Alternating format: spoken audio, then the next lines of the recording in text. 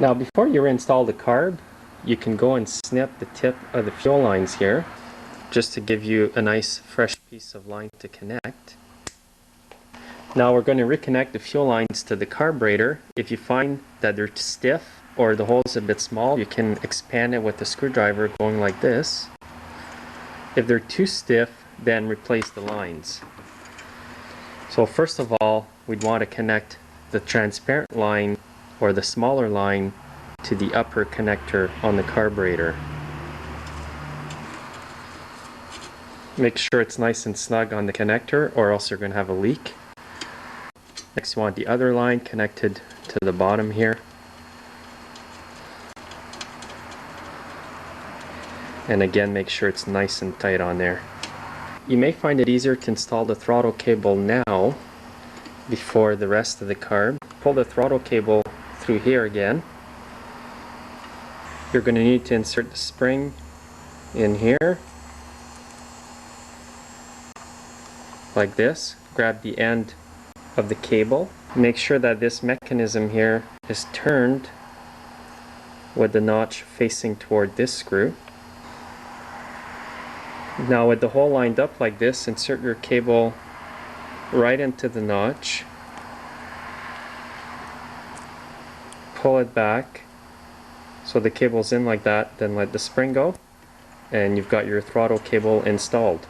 Grab this cover with the choke, the two screws with the small metal plate, keep it in an up position like this, line it up into the carburetor holes here, push it in. Now you want to put the base gasket on right here. You want to make sure that the hole on the gasket here lines up with the little hole on the carburetor.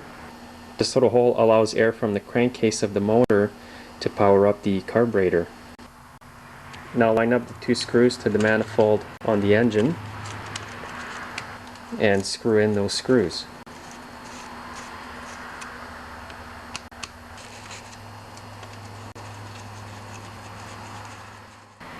Now what you want to do is tighten up the screws evenly so you don't have any air leaks and that the carb is on there nice and evenly. Now when you go to start it, you're really going to have to prime it so that the fuel goes up in the line. Or what I like to do is spray in my penetrating oil. As long as it's flammable, I spray it right into the hole of the carb. Quite a bit of it. Stick the choke on and then start her up. This gives a chance for the motor to pump up fuel to the carb really quickly that way.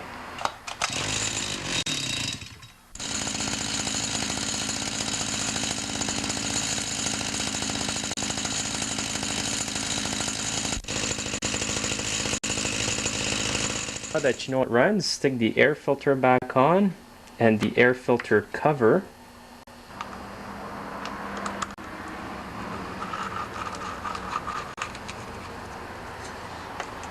So now that you got it back together, remember that if you want to adjust the carburetor, you're going to need a small screwdriver like this to adjust the screw inside here. And if you turn the screw out, you're going to give it more gas. It'll run richer. If you turn it in, it's going to run leaner. And you're also going to need another screwdriver to adjust this screw over here. So now you know how to take apart your carburetor, clean it, and rebuild it. For the adjusting part of the carburetor, go to my channel, look under all my videos. I have a video called How to Adjust Your Chinese Stand-Up Scooter. It's going to show you how to adjust the carburetor. Thanks for watching, and we'll see you next time. Take care now.